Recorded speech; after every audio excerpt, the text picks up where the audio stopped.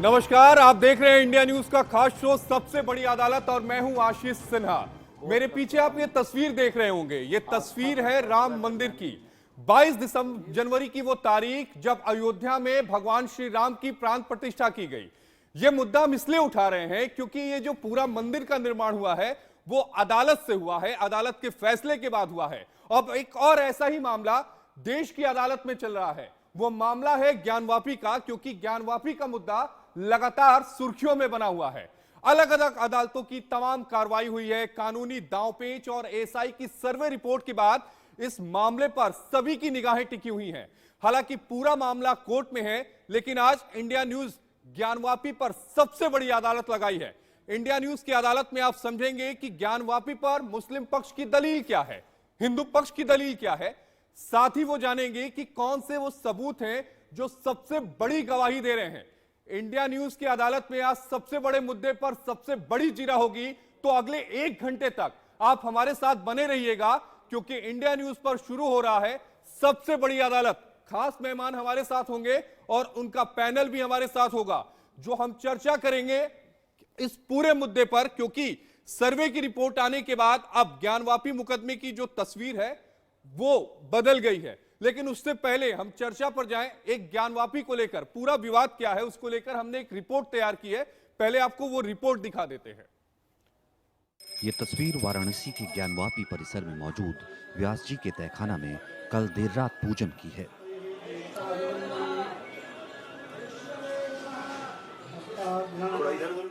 जिसमें आप देख सकते हैं कैसे पुजारियों की मौजूदगी में व्यास परिवार के जितेंद्र नाथ व्यास ने देर रात 12:30 बजे से 1:30 बजे तक पूजा अर्चना की।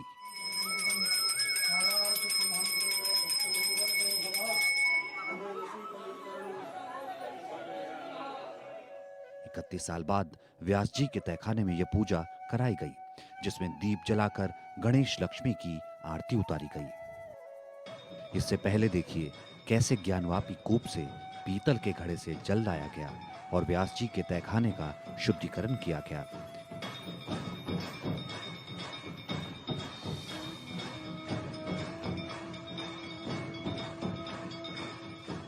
इसके बाद भगवान का आसन बनाया गया। खंभों पर जो आकृतियां बनी हुई हैं उसे पवित्र किया गया।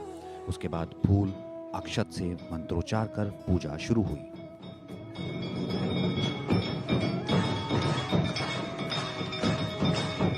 रात के लगभग 3 बजने को हैं, यानी कि 2:52 का समय अभी हो रहा है, घड़ी में आपको दिखाना चाहेंगे। और हमारी मौजूदगी अभी काशी विश्वनाथ मंदिर के गेट नंबर 4 पे है। जी हाँ, आपको बता दें कि आज बनारस के जिला जज की अदालत ने 1993 से जो व्यास जी का तहखाना था ज्ञानवापी परिसर में स्थित, वो बंद था, उसको खोलने के लिए और उसमें पूजा अर्चन करने के लिए आदेश पारित किया था, जिसका आज बनारस के जिला प्रशासन ने अनुपालन कराया है। तो यहाँ का दृश्य देख सकते हैं कि काशी विश्वनाथ का गेट नंबर 4 अभी की बात करें तो 3 बजने को है और यहाँ पे अभी भी जो है चहलकदमी लोगों की है।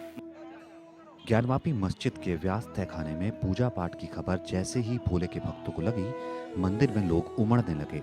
राष्ट्रीय हिंदू दल नाम के कार्यकर्ताओं ने जश्न मनाना शुरू कर दिया। हर हर महादेव के नारों के साथ जमकर पटाखे फोड़े।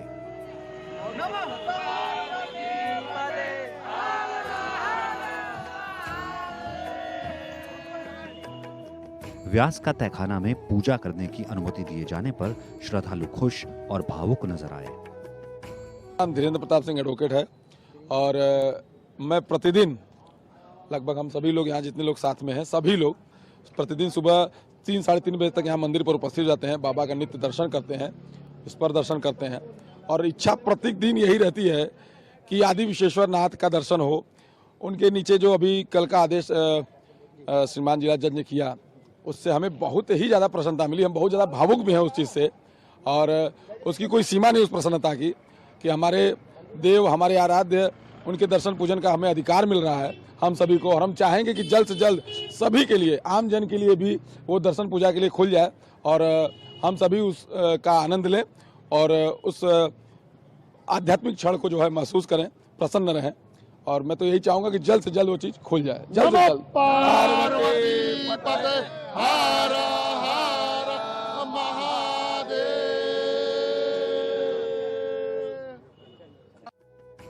एक तरफ तहखाने में पूजा का जश्न मनाया गया तो दूसरी तरफ हिंदू दल ने ज्ञानवापी के बोर्ड पर मस्जिद शब्द की जगह मंदिर का पोस्टर चस्पा कर दिया।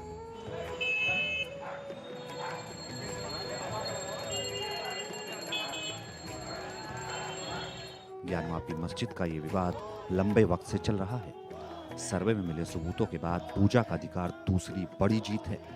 यही वजह है कि उत्साहित राष्ट्रीय हिंदू दल नाम के संगठन ने विश्वनाथ मंदिर मार्ग पर लगे साइन बोर्ड को बदल दिया। 3 दिन पहले ही हिंदूवादी संगठन ने इस साइन बोर्ड पर आपत्ति जताई थी। पर्यटन निदेशालय और मुख्यमंत्री को पत्र लिखा था जिसमें अनुरोध किया था कि साइन बोर्ड से ज्ञानवापी के आगे मस्जिद हटाया जाए। हिंदूवादी नेताओं ने साइन बोर्ड तो बदल दिया, लेकिन अभी इसे लंबी कानूनी लड़ाई से लेना बाकी है।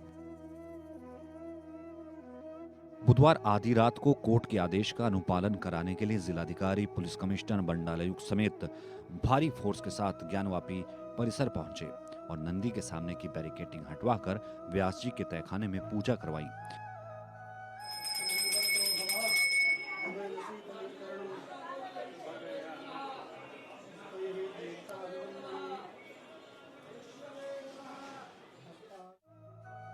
व्यास का तहखाना में पूजा करने की अनुमति देने पर वाराणसी के डीएम एस राजलिंगम ने कहा, न्यायालय के आदेश का पालन किया गया है। ऑर्डर के इंतजाम है, पूरे सुरक्षा की व्यवस्था है, अधिकारी ड्यूटी पर है और अच्छी व्यवस्था रहेगी। माननीय न्यायालय का जो ऑर्डर है उसकी कंप्लेंट्स किया गया। कोर्ट ऑर्डर की कंप्लेंट्स किया गया। कोर्ट ने जो बोला है उसकी कंप्लेंट्स किया गया। रात में पूजा के बाद ज्ञानवापी परिसर में श्रद्धालुओं का हुजूम हर हर महादेव के नारों के साथ उमड़ रहा था।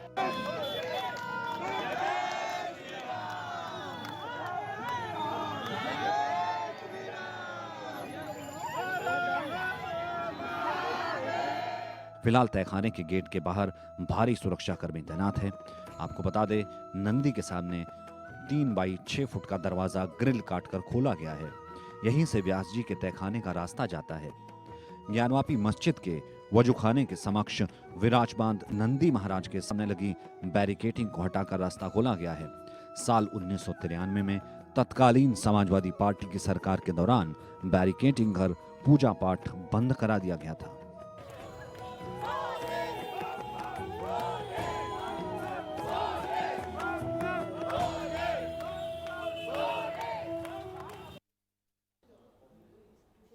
तो ज्ञानवापी पर सबसे बड़े मुकदमे की अब शुरुआत करते हैं, लेकिन जब भी मुकदमे की शुरुआत होती है उससे पहले हम दर्शकों को सवाल बताते हैं जिन सवालों पर जिरा होगी। पहला सवाल यह है कि ज्ञानवापी का क्या एक पूरा जो ये विवाद है, आखिर वो विवाद क्या है। दूसरा सवाल, क्या ज्ञानवापी मस्जिद से पहले वहां पर कोई एक बड़ा मंदिर मौजूद था। तीसरा सवाल, क्या यह पूरा विवाद वर्शिप एक्ट के दायरे में आता है। चौथा सवाल, एएसआई की रिपोर्ट आने के बाद क्या अब इस पूरे केस में एक नया मोड़ आ गया है। और पांचवा सवाल, जब कोई लिखित आदेश नहीं तो फिर व्यास जी के तहखाने में 1993 में आखिर पूजा क्यों रोकी गई। इन्हीं सवालों पर आज हम बहस की शुरुआत करेंगे। हमारे साथ एक पैनल खास जुड़ा हुआ है। हमारे साथ हरिशंकर जैन जी हैं, हिंदू पक्ष के वकील हैं। शैलेंद्र प्रताप सिंह हैं, वकील है सुप्रीम कोर्ट के। नेहा रस्तोगी हमारे साथ वकील हैं। श्री कुमार है, आर्किटेक्ट है। मौलाना साजिद रशीदी साहब हैं, मुस्लिम धर्मगुरु हैं। नीतीश शर्मा जी हैं, हिंदू धर्मगुरु हैं। इसके अलावा हमारे साथ पंकज चतुर्वेदी जुड़ेंगे, हमारे सहयोगी बनारस से। आप सभी का बेहद स्वागत है शो में। लेकिन सबसे पहले हरिशंकर जैन जी के पास जाएंगे। हरिशंकर जैन जी वो शख्स हैं जिन्होंने इस पूरे मुकदमे की शुरुआत की थी। पहली याचिका जो 5 वादी महिलाओं की तरफ से बनारस की निचली अदालत में दाखिल की गई थी, वो हरिशंकर जैन जी ने दाखिल की थी। तो इसके अलावा हमारे साथ जो हमारे खास मेहमान हैं उनके पास भी चलेंगे। नेहा, मैं सबसे पहले आपके पास आना चाहूंगा। अगर आप इस पूरे मामले को कानूनी तौर पर देखती हैं तो अभी तक आपको क्या समझ में आता है। हिंदू पक्ष जो दावे कर रहा है वो दावे कितने मजबूत नजर आ रहे हैं आपको। जी देखिए, इसमें हिंदू पक्ष की कोई बात नहीं है। जो रिपोर्ट आया है एएसआई की तरफ से उसमें बहुत ही साफ तौर से ये कह दिया गया है कि वहाँ पर मंदिर का अस्तित्व था। इस वजह से वहाँ पर मंदिर का वो पिटीशन, अब तो उच्च अदालत ने भी ऑलरेडी ये परमिशन दे दी है कि वहाँ पर पूजा पाठ शुरू हो सकती है, जो ऑलरेडी शुरू हो चुका है। तो ये सारा कुछ एक नहीं, पूजा पाठ जो शुरू हुई है ना, वो तो एक हिस्से में शुरू हुई है। व्यास जी के तहखाने में वो 1993 से पहले चलती है। शैलेंद्र भाई, आप बताइए कितना मजबूत केस लग रहा है? बिल्कुल, मैं इंडिया न्यूज़ में और आपके दर्शकों को बोल सकता हूं कि एक संवैधानिक लाइन है फंडामेंटल ड्यूटीज। फंडामेंटल ड्यूटीज में बड़ी साफ शब्दों में लिखा गया है to develop scientific temper, humanism and spirit of inquiry and reform. जो इसके तहत है, इंक्वायरी रिफॉर्म की बात करता है। और इंक्वायरी रिफॉर्म अगर हम ज्ञानवापी के परिप्रेक्ष्य में देखें और हिस्टोरिकल परस्पेक्टिव में देखें तो औरंगजेब का बिल्कुल फरमान था और उस पर रिपोर्ट भी फाइल हुई। एक स्टेट का फरमान था, उस समय जो व्यवस्था थी, मुगल व्यवस्था थी, औरंगजेबी व्यवस्था थी, उसमें उसको ऑर्डर करके उसको गिरवाया गया। फिर उस पर रिपोर्ट मांगी, जिसमें रिपोर्ट जो गई उसमें तो बताया गया कि इसी कंकड़ पत्थर, ऐसी जो है सामग्री जो है उसको उपयोग करके इस मस्जिद का निर्माण करा गया। बिल्कुल रिपोर्ट है। और 1669 के आसपास ये घटना है, गिराई गई थी और उसमें औरंगजेब ने रिपोर्ट ही मांगी थी। और आज जो एसआई की रिपोर्ट हमारे नेहा जी ने चर्चा की है, एक दीवार को तो माना गया है कि मंदिर का भाग है। दूसरी चीज, जहां भी अगर आप देखेंगे जितने शिव मंदिर हैं और शिवलिंग है, उनके जो नंदी जी हैं, नंदी जी का चेहरा बिल्कुल उसी वजू खाने की तरफ से, उसी ज्ञानवापी मंदिर की तरफ से है। और ज्ञान शब्द जो है संस्कृत का हिंदी का शब्द है, उर्दू में तो कहीं पाया नहीं जाता, न अरब व्यवस्था में पाया जाता। वो तो ऐसे भी इस्लाम का जो है, इस्लाम के अगेंस्ट है ये। किसी बिल्डिंग के तहत किसी मंदिर या कोई भी स्ट्रक्चर हो, वहां पे स्ट्रक्चर खड़ा करना, तोड़ के बनाना या किसी तरह से उसमें वो करना, वो तो बिल्कुल बिल्कुल इस्लाम विरोधी गतिविधियां हैं। रशीदी साहब से इसका जवाब लेते हैं। रशीदी साहब कह रहे इस्लाम विरोधी गतिविधियां हैं पूरी। ये तो मुस्लिम धर्मगुरु भी हैं, इसका मतलब वकील के साथ साथ इस्लाम को भी जानते हैं कि भाई इस्लाम के संविधान का पढ़ने का अधिकार वकीलों के पास है, जजों के पास है। मैं आपके बीच में बोला तो नहीं। तो बिल्कुल कह सकते हैं कि शैलेंद्र भाई, एक बार रशीदी साहब को बोल लेने दीजिए, एक बार शुरुआत में बोल लेने दीजिए, उसके बाद मौलाना की उपाधि मुझे दी, इसलिए मैं बोल रहा था कि मौलाना मुलायम जी की उपाधि दूंगा। मैं आपके बीच में तो नहीं बोला भाई साहब, वकील साहब बोले, ये कोर्ट नहीं, ये कचहरी नहीं है कि आप इसमें जरा करें। जनता की चौधी अदालत है। अरे छोड़िए अदालत, सुनिए, देखिए, ज्ञानवापी मस्जिद का जो अस्तित्व है वो औरंगजेब के ज़माने से नहीं है, इसको अच्छी तरह समझ लीजिए आप। ये मस्जिद अकबर के ज़माने से भी 100 साल पहले एक तैयब जी हुआ करते थे, जिसकी बाकायदा हिस्ट्री मौजूद है। आप पढ़िए हिस्ट्री, रोमिला थापर को पढ़िए, भटनागर को पढ़िए, आपको पूरा उसमें मिल जाएगा। उसमें लिखा है कि अकबर के ज़माने से 100 साल पहले इस मस्जिद का निर्माण तैयब जी ने किया। औरंगजेब के ज़माने में इसके बराबर में जो मंदिर था, उसको औरंगजेब ने, उसके जो सिपह सालार थे हिंदू, जब उन्होंने बताया कि इस तरह से वहां कुछ गतिविधियां चल रही हैं, तो वो उसको तोड़ा गया। मस्जिद से उसका कोई लेना देना नहीं है। रही बात ये कि भाई वहां दीवार पे इस तरह के चिन्ह मिले हैं, एएसआई ये कह रही है कि हाँ ये तो मंदिर की दीवार थी। देखिए एक चीज और समझ लीजिए, अकबर ने एक नया मजहब शुरू किया था जिसको कहते थे दीन इलाही। हाँ। और वो दीन इलाही चारों मजहबों का मिक्सचर था, हिंदू, सिख, ईसाई और सबको मिलाकर जो है उसने एक मजहब बनाया था, दीन इलाही। और ये अब देखिए, जहां जिस पार्टी का, जिस धर्म का जो ऑफिस होता है, उसमें चिन्ह तो उसके लगाए जाते हैं। तो अकबर ने भी उन चिन्हों को वहां चिन्हित किया। तो ये इस तरह बात की गई। रही बात एएसआई की रिपोर्ट की, देखिए हम एएसआई की रिपोर्ट को 100% जो है हरफ आखिर नहीं मान सकते। उसकी वजह सुनिए, बाबरी मस्जिद केस में लेकर इलाहाबाद हाई कोर्ट में जो एसआई ने रिपोर्ट दाखिल की थी, और वहां इलाहाबाद हाई कोर्ट से एक फैसला आया उस रिपोर्ट पर कि साहब इस जगह को आधी आधी कर दी जाए। फिर उसके बाद में हम चले गए सुप्रीम कोर्ट। सुप्रीम कोर्ट ने उसकी रिपोर्ट को, एएसआई की रिपोर्ट को इंडोर्स भी नहीं किया। और नहीं, जब सुप्रीम कोर्ट ने अपने 5 जजेस बेंच ने ये कहा था कि इस बात के प्रमाण तो है कि नीचे मंदिर है, लेकिन इस बात के प्रमाण नहीं मिलते कि वो मंदिर तोड़कर मस्जिद का निर्माण किया। अरे भाई कहां से ले आए आप ये? आप कहां से लाए? मैं सुप्रीम कोर्ट ही कवर करता हूं। यही था रशीदी साहब, यही क्रक्स था। सुनिए, सुप्रीम कोर्ट ने चार मुख्य बातें कही हैं, उनको ध्यान से सुन लीजिए। नहीं ध्यान से मैंने पढ़ा है, मैंने वो पूरा जजमेंट पढ़ा है, आपने केवल 4 बातें पढ़ी होंगी। सुनिए मेरे भाई, ऐसे बात मत काटो। 4 बातें उन्होंने मुख्य रूप से कही जो आज भी फैसले के अंदर मौजूद हैं। उन्होंने सबसे पहली बात ये कही कि हमें ऐसा कोई साक्ष्य नहीं मिला, ऐसा कोई सबूत नहीं मिला जिससे यह समझा जाए कि मंदिर तोड़कर मस्जिद बनी। यही बात तो मैं कह रहा हूं, आप मेरी बात ही नहीं मान रहे। आप गलत कह रहे हैं, आपने दूसरी तरह से कहा उसको। नहीं, दूसरी तरह से आपके हिसाब से थोड़ी ना कहूंगा। आपने कहा कि सुप्रीम कोर्ट ने कहा कि मंदिर तो था इसके नीचे, मंदिर के प्रमाण लेकिन तो मिले ही थे। मंदिर एसआई की तोड़कर रिपोर्ट देख लीजिए। हमारे कहने का मकसद है कि वहां पर नीतीश शर्मा जी, नीतीश शर्मा जी से भी ले लेते हैं। 30 सेकंड नीतीश शर्मा जी, 30 सेकंड में सुनिए। रशीदी साहब आप बोल लीजिए। 30 सेकंड में सुनिए मेरा। दूसरे, उन्होंने कहा कि 1949 में जो मूर्तियां रखी गई वो गलत तरीके से रखी गई। तीसरे, उन्होंने कहा कि 1992 में जो बाबरी मस्जिद को तोड़ा गया वो इल्लीगल तरीके से तोड़ा गया। चौथे, उन्होंने कहा कि जो लोग इस कॉन्स्पिरेसी में शामिल थे उनके खिलाफ बाकायदा। अच्छा, ये बताइए कि अब व्यास जी के तहखाने में जो 1993 से जो पूजा बंद करा दी गई बिना किसी लिखित आदेश के, क्या वो सही था? क्या मुसलमान ने कराई? क्या वो सही था? क्या मैं पूछ रहा हूँ। किसी मुसलमान ने नहीं, मैं किसी कम्युनिटी पे जा ही नहीं रहा हूँ। मैं तो आपसे एक सवाल पूछ रहा हूँ कि क्या भाई वो सही था कि नहीं था? इसमें हिंदू मुस्लिम का मुद्दा कहां से आता है? देखिए, मैं हिंदू मुस्लिम का मुद्दा तो कर ही नहीं रहा हूँ। मैं तो आपसे सीधा सवाल पूछ रहा हूँ। मुलायम सिंह यादव हिंदू थे, आज भी हिंदू हैं, मरणोपरांत भी वो हिंदू हैं, उनका सारा परिवार हिंदू है।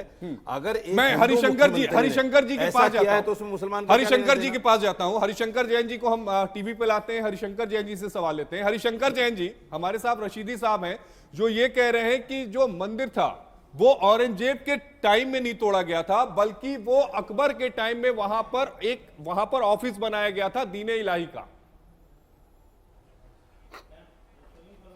जी जी देखिए, रशीदी जी एक नया इतिहास लिखने की कोशिश कर रहे हैं और कपोल कल्पित बात कर रहे हैं जिसका कोई अस्तित्व नहीं है। जरा सा 1997 6 SCC पेज 604 ये पढ़ लीजिए। सुप्रीम कोर्ट के जजमेंट में लिखा हुआ है कि ये मंदिर औरंगजेब के समय तोड़ी गई थी और एक नहीं 50 साक्ष्य हैं जिसमें लिखा हुआ है। इरफान हबीब का लिखा इतिहास पढ़ लीजिए। इरफान हबीब ने लिखा है कि साहब यहाँ पर मंदिर तोड़कर ये मस्जिद बनाई गई है। दिक्कत इस बात की है कि मुस्लिम सच्चाई स्वीकार नहीं करना चाहता और जब सबूत आने लगता है कि मंदिर तोड़ के बनाई गई तो तब कई प्लेस ऑफ वर्शिप एक्ट, कहीं अयोध्या केस, कहीं ये केस भटकाने लगते हैं। एक तरफ तो आप कहते हो कि मंदिर तोड़कर मस्जिद बनाई गई है, वो जगह मुझे कबूल नहीं है, हम छोड़ देंगे। और जब साबित होने लगता है तो आप इधर का पल्ला पकड़ते हो, उधर का पल्ला पकड़ते हो और गुमराह करने की कोशिश करते हो। तो सबसे पहले इस बात को समझ लीजिए, काशी भगवान शिव ने बसाया था और लाखों साल पहले बसाया था। 5 कोस का अवमुक्त एरिया वेदों शास्त्रों में लिखा हुआ है। ओरिजिनल ज्योतिर्लिंग यही था और मोहम्मद गजनवी से लेकर लगातार जितने मुस्लिम आए, आक्रांता थे, लुटेरे थे, उनका काम था मंदिरों को तोड़ना और लूटना।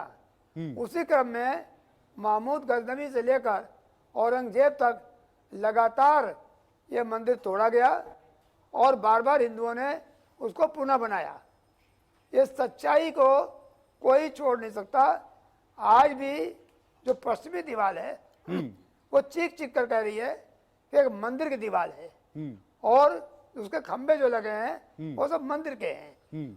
और जो आप ये बता रहे हो दीन इलाही की बात और 100 साल पहले बना था, ये प्योर कपोल कल्पित है, किसी इतिहास में नहीं है। आप नहीं, रशीदी साहब ने किताब पढ़ ली थी रोमिला थापर जी की, उन्होंने जो कोट किया है उसमें वो कह रहे हैं कि मैंने पढ़ा है। रशीदी साहब बोलिए। आप मैं बता रहा हूं, रविशंकर जैन, शंकर जैन जी, मैं बता रहा हूं। सुनिए मेरी बात सुनिए। आपको याद होगा, आप तो वकील हैं और वरिष्ठ वकील हैं, 1932 में दीन मोहम्मद का केस तो याद होगा आपको। आपने इरफान हबीब जो अभी 10 साल पहले इंतकाल कर गए उनको तो बताया आपने, लेकिन 1932 का केस याद नहीं है आपको? दीन मोहम्मद का दीन मोहम्मद पढ़ा ही नहीं आपने। 1932 का दीन मोहम्मद का केस ये है, बाकायदा फैसला है इस पर कि ये मस्जिद है, हनफी मस्जिद है, हनफी वक्फ बोर्ड की मस्जिद है और इसी में 5 वक्त नमाज होती नहीं, है। नहीं, मुझे और लगता है यहाँ बराबर में उर्स भी होता नहीं है। रशीदी साहब, आपने जजमेंट नहीं पढ़ा। उसमें जो उस समय ब्रिटिश गवर्नर ने जो अपना स्टेटमेंट दिया था, वो क्या दिया था, वो जरा हरिशंकर जी बताइएगा। वो नहीं पढ़ा आपने। मैं बता रहा हूँ इन्होंने नहीं पढ़ा है। मैंने क्यों नहीं पढ़ा है? हाँ मैं बता रहा हूँ क्या जी, judgment बताइए है। ना। हम मानेंगे नहीं उसको। क्या उन्होंने Judgment क्या ये कहा है- था? जो आपने एफिडेविट बिल्कुल फाइल नहीं किया गया था तत्कालीन आपने- सरकार की तरफ से, उस एफिडेविट में क्या कुछ कहा गया था? कौन सी तत्कालीन सरकार? जो उस समय ब्रिटिश हुकूमत थी, उनकी ब्रिटिश तरफ से जो हुकूमत दीन का- मोहम्मद के सुनिए, केस में सुनिए। आप दीन मोहम्मद के अरे केस यही का तो- जिक्र करेंगे, यही तो आप उल्टा एफिडेविट सीधा आप का लोग जिक्र बताते नहीं हैं। करेंगे। आप लोग मतलब आधी जो अधूरी- आपको पसंद हो आप थोड़ी ना वो बात अरे कहेंगे। सुनिए ना, जी बोलिए आधी ना। अधूरी व्हाट्सएप से कहानी लेके आ नहीं, जाते मैं हैं आप व्हाट्सएप लोग। से नहीं पढ़ के आता हूँ। कहाँ व्हाट्सएप से नहीं कहाँ पढ़ी है। ब्रिटिश हुकूमत का उसमें एफिडेविट है? हरिशंकर दिखाइए जैन जी, एफिडेविट कहाँ है? जरा वो एफिडेविट बताइए, बताइएगा। आप बताइए मुझे कहाँ नहीं, दिखाइए नहीं, ना। एफिडेविट बताइएगा। आपने पढ़ा, दिखाइए अरे एफिडेविट। रुक जाइए ना। अरे दिखाइए ना। हरिशंकर जैन जी से आप सुन दिखाइए। लीजिए, मैं आपको दिखा दूंगा। हरिशंकर जैन मैं जी आपको क्यों जा रहे हैं? प्रोग्राम के बाद आपने दिखा बोला दूंगा। आप दिखाइए। अरे आपने सुनिए बोला आप तो। दिखाइए। मैं दिखा रहा हूँ ना। व्हाट्सएप यूनिवर्सिटी में पढ़ के आ जाते हैं आप लोग। मतलब है ना। आप एंकर हैं, पूरी सर, तैयारी के आपको साथ। अरे नहीं, पूरी नहीं, तैयारी के नहीं, साथ नहीं, एक बार नहीं, हरिशंकर जैन जी को कहाँ सुन दिखाइए? लीजिए। तो सुन आप लीजिए बताइए, रशीदी आपको साहब। दिखाया जाएगा। हरिशंकर जी आप बताइएगा। 1810 में मैं यहाँ पे एक एड ऑन करना चाहूंगी। अंग्रेजी अधिकारी थे वैटसन, उन्होंने रिटर्न वाइस प्रेसिडेंट को लेटर लिख के बोला है कि यहाँ पे हिंदू मंदिर है और उसको हिंदुओं को हैंड ओवर किया जाए। ये डॉक्यूमेंटेड है 1810। आपके प्लेसेस ऑफ वर्शिप सही कह एक्ट रही के हैं। अंडर भी ये पूरा प्रक्रिया आती है। बिल्कुल सही कह और रही हैं। उसके बाद आप देखिए कि किस प्रकार से व्यास परिवार को वहां पे अनऑथोराइज तरीके से, मैं यहाँ पे हिंदू मुस्लिम नहीं कर रही हूँ, मैं यहाँ पे अन्याय और न्याय की बात कर रही हूँ। अन्याय के साथ उनको वहां पे पूजा का जो वहां पे वो काबिज था वो परिवार, यहाँ पे ऑर्डर है 11 अगस्त 1843 का ऑर्डर है, 12 मई 1852 का ऑर्डर है, 8 फरवरी 1886 का ऑर्डर है, 2 मई 1906 का ऑर्डर है, 10 जून 1925 का ऑर्डर है, 13 अक्टूबर 1935 का ऑर्डर है, 27 जुलाई 1996 का ऑर्डर है कि वहां पे व्यास परिवार जो था काबिज था और जो तहखाने में वो पूजा करता था। लेकिन मुलायम सरकार के तुष्टिकरण की राजनीति के अंदर वहां पे पूजा नहीं हुई। और आप इतिहास की बात करते हैं, ज्ञानवापी की है, मैं व्यास की बात ही नहीं की मैंने। ज्ञानवापी की भी मैंने बात करती हूँ। व्यास की बात ही नहीं मौलाना साहब, की, मैंने मुझे ज्ञानवापी सिर्फ एक मस्जिद चीज की का- बात की है। मौलाना साहब, 1932 का जो जजमेंट है वो ज्ञानवापी मौलाना मस्जिद के लिए है। साहब, 1669 व्यास तहखाने के लिए नहीं है वो। औरंगजेब का फरमान यही तो आज आप लोग भी मिक्सअप सुरक्षित करते है हैं। कलकत्ता की लाइब्रेरी में, जिसमें लिखा हुआ है, उसमें ज्ञानवापी मस्जिद का भी जिक्र है कि हिंदू मंदिरों को आप डिस्ट्रॉय करो। इतिहास के गर्भ में ये बात सत्य है, शाश्वत है कि मुगलों ने हिंदुओं के हजारों की तादाद में मंदिरों को खनन किया, उसको लूटा, उसको तोड़ा, और उसमें ज्ञानवापी मुख्य मंदिर है। और सबसे बड़ी बात, मुझे तो हाजी साहब आप एक बात बता दीजिए, पूरे विश्व में एक मस्जिद ऐसा बता दीजिए जिसमें शिवलिंग के आकार का कोई फुव्वारा हो, और फुव्वारा भी उस समय का जब बिजली नहीं होती। नहीं, 2 मिनट रुकिए। कार्बन डेटिंग ASI सर्वे पूरे विश्व में सबसे ज्यादा प्रमाणिक सर्वे करती है। इसका इंटरनेशनल कोर्ट में भी इससे साक्ष्यों को पूरी वैलिडिटी मिलती है। आर्कियोलॉजिकल सर्वे ऑफ इंडिया का ये प्रमाण जो अभी रिपोर्ट आई है 800 प्लस पन्नों की, उसमें शास्त्रीय प्रमाण निकले हैं, वैज्ञानिक प्रमाण निकले हैं, भौतिक प्रमाण निकले हैं। और जो कार्बन डेटिंग के माध्यम से जो इन पिलर्स में जो गणेश जी की मूर्ति, शिव जी की मूर्ति, वहां पे मैन्युस्क्रिप्ट्स देवनागरी में, संस्कृत में, अरे भैया सृष्टि से भी एक सवाल ले लेते हैं, क्योंकि बात आर्किटेक्ट की आई है। देवनागरी में, तमिल में, ASI तेलुगु की में, जो रिपोर्ट है, सारी ASI की रिपोर्ट ये चीज़ कहती कह रही है हैं कि वहाँ जो पे हिंदू खंभे मंदिर हैं था। मैं उन जवाब दे खंभों दूं? के ऊपर प्लास्टर किया गया था। मैं जरा आप जवाब दे दूं? स्ट्रक्चर को आपने बहुत बताइएगा, जवाब दे दिया। एलोब्रेट करिएगा, आप बताइएगा जवाब दे विस्तार दूं? से। मैं इस चीज़ को बहुत करेक्ट मानती हूँ। ASI की रिपोर्ट फॉल्स नहीं है, ठीक है, वो जो देख रहे हैं वही वो प्रमाण कर रहे हैं। सबसे बड़ी बात ये है कि मैंने वकील मैं नहीं हूँ, मैंने भी यही पढ़ा है, मैंने भी यही अपने हिस्ट्री बुक्स में पढ़ा और आज के बच्चे भी पढ़े। मुगल ने आके काफ़ी मंदिर को डिस्ट्रॉय किया था। आप विकिपीडिया का पेज खोल के देखिए, बुक से ज़्यादा लोग विकिपीडिया पे आजकल प्रमाण रखते हैं, वो जानते हैं कि वो करेक्ट है। उसमें साफ तौर पे पहले 2 पैराग्राफ में लिखा गया है, इस जगह पे जो सर ने कहा कि पहले ये हिस्ट्री सिर्फ मुगल से नहीं है, बट पहले भी मंदिर था। एक बार वर्शिप एक्ट का बार बार जिक्र आता है। रशीदी साहब, मैं पहले एक बार चलता हूं हरिशंकर जैन जी के पास। हरिशंकर जैन जी, मुस्लिम पक्ष जो दावा करता है वो ये कहता है कि ये पूरा जो मुकदमा है वो वर्शिप एक्ट के दायरे में आता है। हालांकि 5 वादी महिलाओं ने जो सूट दाखिल किया है वो मामला अभी भी सुप्रीम कोर्ट में लंबित है कि क्या वर्शिप एक्ट के दायरे में आता है या नहीं आता है। हालांकि निचली अदालत ने और हाई कोर्ट ने माना था कि वर्शिप एक्ट के दायरे में नहीं आता। क्यों नहीं आता, ये आप विस्तार से बताइए।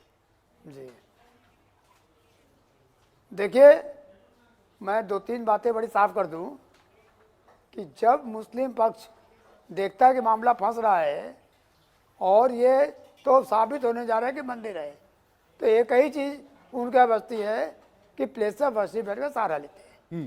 प्लेस ऑफ वर्शिप एक्ट इन्होंने पूरा पढ़ा नहीं है और प्लेस ऑफ वर्शिप एक्ट को टोटल मिस इंटरप्रेट करते हैं।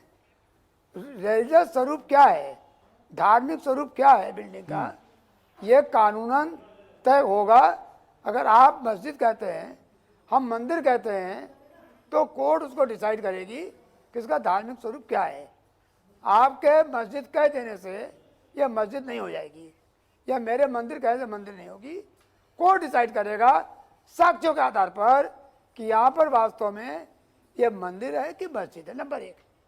नंबर 2, यहाँ पर जितने पुराण हैं, वेद हैं, शास्त्र हैं, थ्रू आउट सब में लिखा रहा है कि हिंदू यहाँ पूजा करते रहे हैं, भगवान शिव का ज्योतिर्लिंग यहाँ रहा है, और मुगल जैसा भी मैंने बतलाया था, आक्रांताओं ने तोड़ दिया।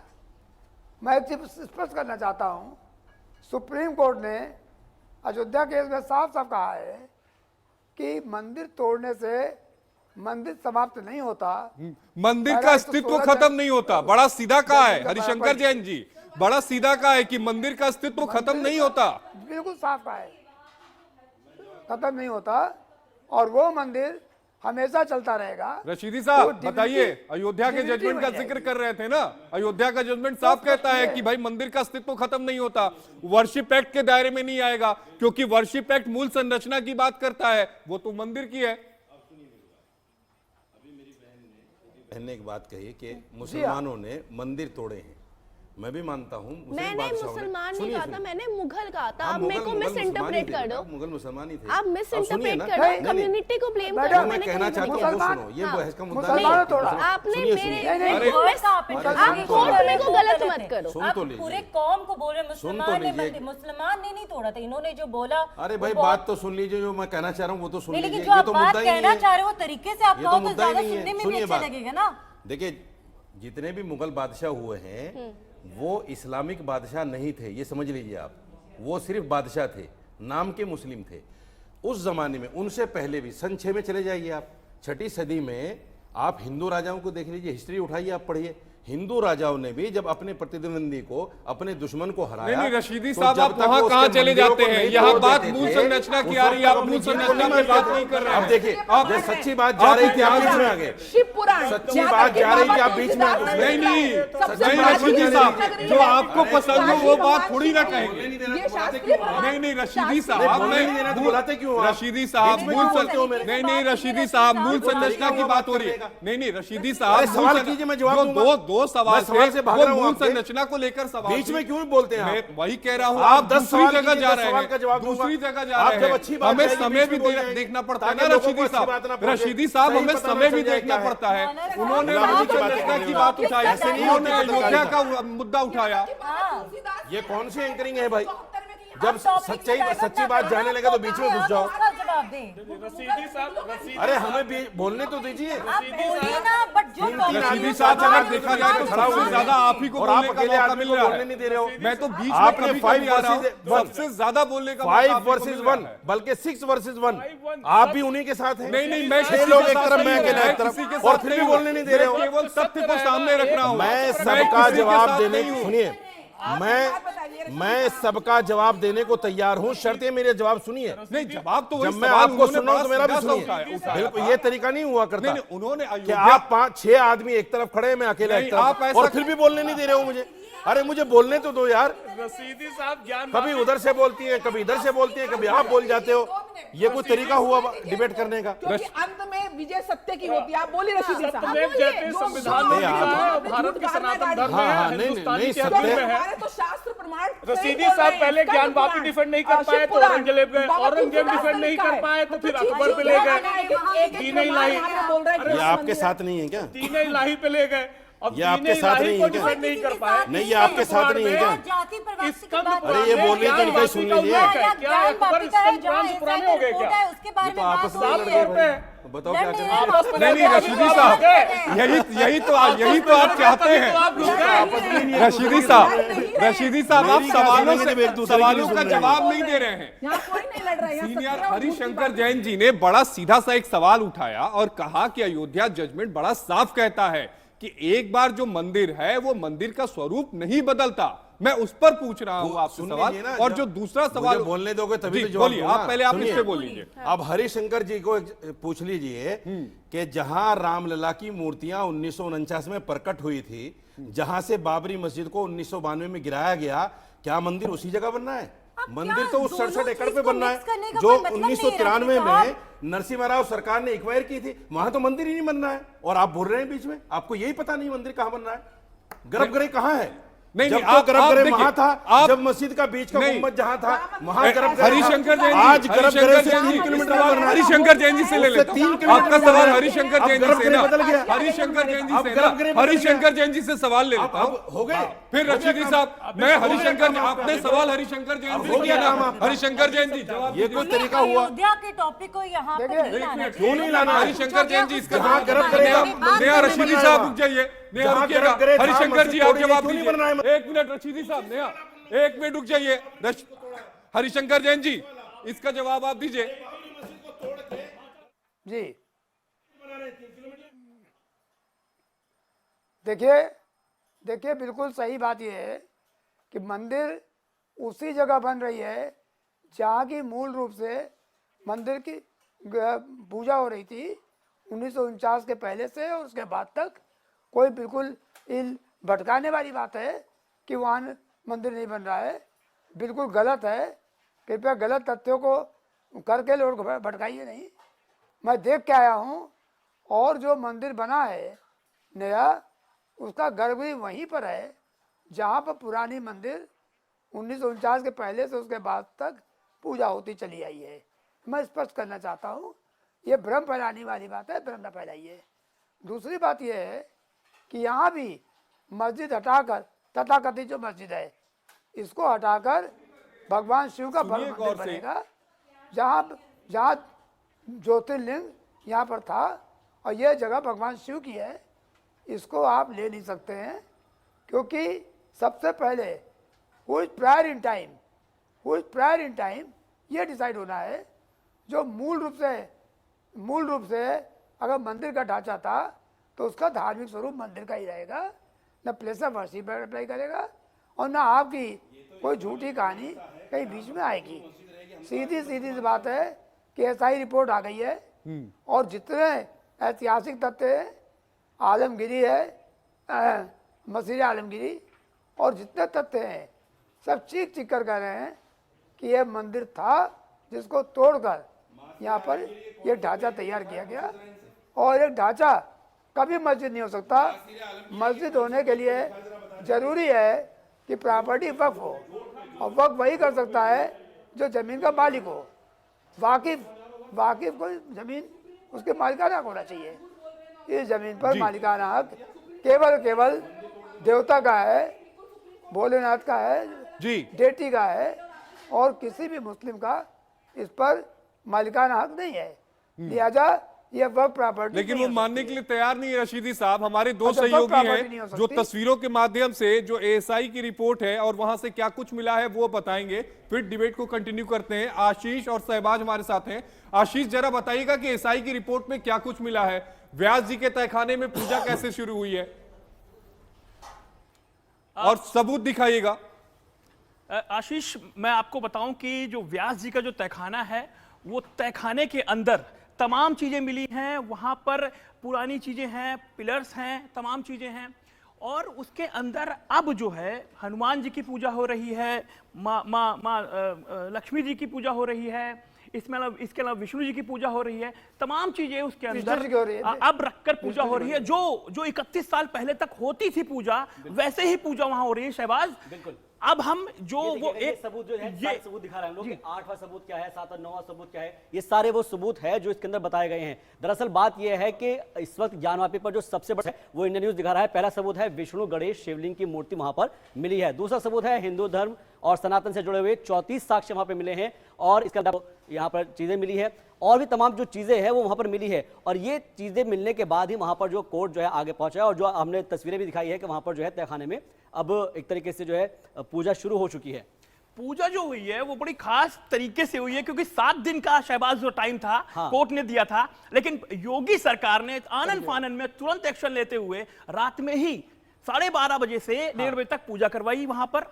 और जो कोर्ट का एक्शन, जो कोर्ट का आदेश था एक्शन में तुरंत आए। और उसके बाद क्योंकि भाई आदेश 7 दिन में था। अब सबसे इंपॉर्टेंट चीज आशीष, मैं आपको सबसे इंपॉर्टेंट चीज दिखाना चाह रहा हूं। ये मैं चाह रहा हूं कि आप मुझे ये समझाएं कि ये जो एक तरीके से ग्रिल है, ये इस ग्रिल को लेकर ही तमाम चीजें चल रही है। क्योंकि आप देखिए उधर जो है नंदी जी बैठे हुए हैं और इधर ये पूरा जो ग्रिल है ये यहाँ से काटी गई है। इसका क्या ये मैं आपको बहुत विस्तार समझाऊं, दर्शकों को भी समझाना चाहता हूं कि जो ज्ञानवापी मस्जिद है, जो मस्जिद कही जा रही है, पूरी जो मस्जिद थी, जो मामला था पूरा, मैं आपको समझा सकता हूं उसमें कि जो नंदी जहां बैठे हुए हैं वहां से 82 फीट की दूरी पर वो शिवलिंग है।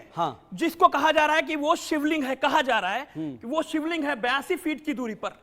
और उसके सामने ही, नंदी के ठीक सामने ही वो तहखाना है। तहखाना जहां खोला गया है, जो ग्रिल काट कर वहां पर डाली गई है, उसके अंदर जो भक्त उस ग्रिल के माध्यम से दर्शन कर रहे हैं और जो काशी विश्वनाथ में दर्शन करने लोग जा रहे हैं, वो वहां जाकर, अंदर जाकर, वहां से अभी तक कि उनको अंदर जाने की परमिशन नहीं है, लेकिन वो झांक कर देख रहे हैं कि वहां पर वो सब चीजें तो ठीक है, वो समझ में आ रही है। लेकिन सवाल यहां पर ये उठ रहा है कि नमाज भी हो रही है, पूजा भी हो रही है, मुस्लिम धर्म की तरफ से या फिर इस्लाम की तरफ से कहा जा रहा है कि उस जगह पर नमाज नहीं हो सकती। अगर वहां पर वो चीजें हैं तो ये फिर एक साथ कैसे हो पा रहा है? फिर नहीं भाई, कैसे नहीं हो पाएगा, मुझे बताइए। जहां वहां लगातार पूजा होती रही है, 1931 साल पहले लगातार 91-92 तक पूजा हो रही थी वहां पर लगातार। अब जब कोर्ट का आदेश है तो क्यों नहीं पूजा हो सकती वहां पर? यही मुद्दा है, यही सबसे अहम मुद्दा है जिसको लेकर जो वर्शिप एक्ट की जो बातें हो रही हैं, इसी मुद्दे को जो वर्शिप एक्ट की बातें हो रही हैं, जब लगातार वहां पूजा होती रही है, इसी मुद्दे को लेकर हम अपने एक्सपर्ट के पास जाएंगे। लीगल एक्सपर्ट इस वक्त हमारे साथ मौजूद है। आप बताइएगा, आप ये बताइए कि इस वक्त जो सिचुएशन है उसको किस तरीके से हम लीगल तौर पर देखें। इसका सवाल पहले नेहा से लेते हैं। नेहा, एक बड़ा यहां पर कानूनी सवाल है, फिर मैं नीति जी आपके पास आऊंगा, शैलेंद्र जी आपके पास आऊंगा, कि नीचे पूजा हो रही है, ज्ञानवापी अगर मस्जिद की बात करें, और ऊपर नमाज अदा हो रही है, क्या इसको लेकर भी कोई कानूनी अड़चन है? नहीं, मेरे ख्याल से तो कोई इस पे कानूनी अड़चन नहीं है। लेकिन जब पूजा हो रही है इतने सालों से, इतने सदियों से प्रैक्टिस हो रहा है वहाँ तो पूजा क्यों नहीं होनी चाहिए? मतलब पूजा हमेशा हो रही थी, आज भी हो रही है, आगे भी होनी चाहिए। तो ये पूजा में तो कोर्ट ने बोल दिया, ASI रिपोर्ट ने भी बोल दिया कि हाँ इसमें हमें करना चाहिए, तो आगे हमें समर्थन करना चाहिए। तो मुस्लिम पक्ष के द्वारा जो याचिका एक और नई दाखिल हुई है, जो मेरे ख्याल से वो तथ्य नहीं रखता है कि उसको कोई कोर्ट भी एंटरटेन करेगा ज्यादा। शैलेंद्र जी, केवल मंदिर ही महत्वपूर्ण नहीं है, स्थान भी महत्वपूर्ण होता है। और संविधान का अनुच्छेद 25-26 बहुत क्लियर है कि जैसे मक्का मदीना पूरी होली लैंड है, तो वाराणसी जो है, जो कहते हैं कि त्रिशूल पे बसती है, भगवान शिव ने लाखों वर्ष पहले बनाई थी, तो पूरी इसकी काशी जो है अपने आप में जो है आराधना का केंद्र है। वहां भी किसी इलाके में आप खड़े हो जाइए, केवल भगवान शंकर के कड़कड़ दिखाई देते हैं और उनका जयघोष होता है। 25-26 कहता है कि कोई स्थान ही ऐसा होता है जो बिल्कुल मंदिर के समान है। इनके लिए मक्का मदीना हो सकता है, हमारे लिए अयोध्या हो सकता है, आपका मथुरा हो सकता है, हमारे वाराणसी हो सकता है, और भी मंदिर है। क्रिश्चियन के लिए पोप हो सकता है, उनके लिए हो सकता है, यहूदियों के लिए जेरूसलम हो सकता है, जहां पे जेरूसलम में 3 धर्म अपना अपना क्लेम करते हैं। यहूदी कहते हैं मेरा है, लेकिन दोनों को एग्जिस्ट करना एज ए सोसाइटी तो कर सकते हैं। लेकिन अगर आप अनुच्छेद 25 पे जाएं, जहां पे कहता है if a place is of like valued like a worship, अगर कोई स्थान ही इस तरह का है, जैसे बार बार प्रश्न उठाते हैं अयोध्या में कि क्या रामलला वहीं पैदा हुए, अयोध्या पूरी नगरी वहीं पे है। अयोध्या से नगरी वही है। ये जरूरी नहीं है कि जिस कमरे में हम पैदा हो वहीं बर्थडे मनाएं, लेकिन एक अभी बताएंगे, रुक जाइए, चूंकि अयोध्या वाले केस में आइडल वर्शिप हमारे हिंदू में अलाउ, इनमें अलाउ नहीं है, हमारे में अलाउ है। और उसमें आइडल के बदले प्रीस्ट ने केस किया था। इनके यहाँ तो यहां तक कहते हैं कि जिस व्यक्ति ने मस्जिद को बनता हुआ देखो वही केस करेगा, दूसरा कहीं नहीं सकता। वक्फ बोर्ड कहां से आ गया, और 35 कहीं 60 के बाद लोगों ने 110 की एप्लीकेशन डाल के जो है वहां पार्टी बने। तो कानूनन रूप से, बिल्कुल कह रहा हूं दादा, कानूनन रूप से बिल्कुल वहां पे नमाज अदा करना अवैध है, क्योंकि इलीगल पोसेशन को लीगलाइज किया ही नहीं जा सकता। अगर illegal possession can not be recourse to the ownership. इसी सवाल का जवाब हरिशंकर जैन जी से हम ले लेते हैं। हरिशंकर जैन जी, चूंकि अब नीचे वहां पर पूजा हो रही है, ऊपर नमाज अदा की जा रही है, क्या आने वाले समय में यह मामला भी अदालत की गलियारे तक पहुंचेगा, चौखट तक पहुंचेगा क्या? नहीं, पूरा मामला अदालत में ऑलरेडी है और पूरे का हमारा टाइटल सूट पेंडिंग है और हम टाइटल मांग रहे हैं, उस जगह की टाइटल मांग रहे हैं। हमने 6 मुकदमे दाखिल किए हैं जिसमें टाइटल सूट का भी है, पूजा पाठ का भी है और 7वां सूट व्यास जी का है कि हमको तहखाना पूजा दी जाए। जो तहखाने की पूजा का है ये तो छोटा सा मामला है, ये बड़ा मामला नहीं है। बड़ा मामला तभी बाकी है और जो मेन तथाकथित मस्जिद है उसे हटाना, उसे वहां से हटाना, पूजा स्टार्ट करना और पुनः नया मंदिर बने, ये हमारा लक्ष्य है। हमारा लक्ष्य जो तथाकथित मस्जिद बनी हुई है, जो ये एकदम इलीगल है और जो मस्जिद हो ही नहीं सकती, उसको हटवाकर और नया मस्जिद, एक नया मंदिर वहाँ बने और जो भगवान शिव के ज्योतिर्लिंग के अनुरूप हो, उस वही भी हो रही है और मेन प्रेयर यही है। तहखाने का मामला है, बात पूरे स्वामित्व की है। दीन मोहम्मद के केस में, जी हाँ, एक चीज बता दूं, दीन मोहम्मद के केस में 12 गवाहियां हुई थी और 12 गवाहों ने इस बात को बतलाया था कि यहाँ हम लोग 8 जगह बताई थी कि 8 जगह पर पूजा करते हैं। वो बैरिकेडिंग नहीं, बैरिकेडिंग के बाद वहाँ पूजा बंद की गई और जो नीचे तहखाने पूजा हो रही थी, व्यास जी को बाहर कर दिया गया और पूजा रोक दी गई। तो मैं स्पष्ट करना चाहता हूँ, कंफ्यूजन न रहे, तहखाना एक छोटा सा मामला है, बहुत स्मॉल पीस ऑफ लैंड है। मेन चीज तो जहाँ इलीगल नमाज हो रही है उसको बंद कराना है और उस जगह पर मंदिर बनना, पूरा स्थापित होना, वो लक्ष्य है और वो क्लेम है। अब सूट आगे बढ़ेगा तो मामला उसी पर आएगा कि वो जो ढांचा है औरंगजेब के समय से वो ढांचा गैर कानूनी कैसे रह सकता है। और हमारे पास शास्त्री है, साक्ष्य है, वेद शास्त्र पुराण का सबूत है, प्लस हिस्टोरिकल फैक्ट है, आर्कोलॉजिकल सर्वे की रिपोर्ट है और एक नहीं, ओरल एविडेंस है और सारी एविडेंस इस बात को प्रूव करेगी कि 93 तक वह जगह जगह पूजा होती रही है। रशीदी साहब, place of worship act evidence बहुत सारे हैं और न किसी प्रकार का इनका कोई। एक शेर से अपनी बात शुरू करना चाहता हूँ जी। शेर है राहत इंदौरी का। उन्होंने कहा कि झूठों ने झूठों से कहा झूठ मत बोलो, सरकारी ऐलान हुआ है झूठ मत बोलो, और अंदर झूठों की मंडी है, दरवाजे पे लिखा है झूठ मत बोलो। यहाँ यही काम चल रहा है, यहाँ यही काम चल रहा है। आदमी मतलब मंदिर को लेकर, मस्जिद को लेकर इतने झूठ गढ़े जा रहे हैं। अभी मुझे अफसोस है, हरिशंकर जी इतने सीनियर वकील और इस तरह की बातें कर रहे हैं, इस तरह की। नहीं, हरिशंकर जैन जी ने ऐसा क्या कह दिया? उन्होंने सारे बात तथ्यों पर बोला है ना। नीति जी आप बोलिए। बोलिए प्रभु। हाँ, मेरे को तो आज एक दृश्य मैं दिख प्रभु रहा नहीं, है। इंसान हूँ नहीं, प्रभु नहीं, हमारे लिए तो यत्पिंड तत्व ब्रह्मांड हर किसी में प्रभु का वास है। हाँ, ये सनातन यही तो संस्कृति कमी है, ये सनातन संस्कृति है। अरे यही तभी तो कमी हम है। सर्वे अब सुखिना सुनिए। भवन्तु की बात करते हैं, हाँ, सर्वे जंतु निरामया की इसीलिए बात मस्जिद करते तोड़ रहे हैं। हो। और यहाँ पे बिल्कुल मैं आपकी बात का जवाब देना चाहूंगी। मुझे बोलने दे दो। आप बोलिए प्रभु, आप बोलिए। कहाँ जब बोलने आप दे रहे हो आप? मैं सुप्पू सर, आप ही सबसे ज्यादा बोले रशीदी साहब, सबसे ज्यादा इस पूरे डिबेट में अगर किसी ने बोला है रशीदी साहब आपने बोला है, और आप ही वो शख्स है जो शेरो शायरी भी सुना रहे हैं, वो भी अब पूरी आपको इजाजत दे रहे हैं। जो असल बात है आप सुन लो। पहले बोलिए, हम बाद में देखिए, बोलेंगे। पहले भारत आपकी आवाज जानी की वकील साहब सुनिए, भारत की आज़ादी की बात ये नहीं है, आपने नहीं दिलवाई है। ये आज़ादी जिन्होंने दिलवाई है ना, उसमें सबसे बड़ा योगदान मुस्लिम उलमा का है। 60,000 उलमा इकराम ने कुर्बानियाँ दी हैं। आप क्या समझते हो इस बात को? छोड़िए उस बात को। बहरहाल बात यह है कि ज्ञानवापी मस्जिद का जो अस्तित्व है, अगर इसको हिस्ट्री को सही पढ़ा जाए, देखिए 2 तरह की हिस्ट्री हमारे बीच में आज भी है। एक वो हिस्ट्री है। एक मिनट, हरिशंकर जैन जी कुछ कह रहे हैं, एक बार सुन लेते हैं। हरिशंकर बात हो जाए भाई, मेरी तो बात हो जाए पूरे। एक बार सुन लेते हैं, फिर आप- हरिशंकर आपकी जी बात मेरी होगी। बात सुन लीजिए, फिर आप कह दीजिए अपनी बात। एक बार सुन लेते हैं हरिशंकर जैन मैं जी को। माइनॉरिटी में है, मुझे तो सुन लीजिए कम से नहीं कम। मैं नहीं, ऐसी माइनॉरिटी कोई में बात नहीं है, आप मेजॉरिटी में है, आप मेजॉरिटी में है, सुनिए आप मेजॉरिटी में है। हरिशंकर जैन जी, हरिशंकर जैन जी, यहाँ तथ्यों के ऊपर बात हो रही है, मुद्दों पे बात हो रही है, आप क्यों माइनॉरिटी और मेजॉरिटी की बात करके अनरेस्ट की बात करते हैं? यही तो समस्या है, यही तो समस्या है कि आप सब एक बार जैन साहब को सुन लेते हैं। बोलो बोलो बोलो। अब बात समझिए, झूठ को जितनी बार बोलोगे वो सच नहीं हो जाएगा। गलत कहा मैं है उसका जवाब दूंगी कि रशीदी साहब का, बात पहले। अरे सुनिए तो, अभी झूठ बता रहा हूं आपका।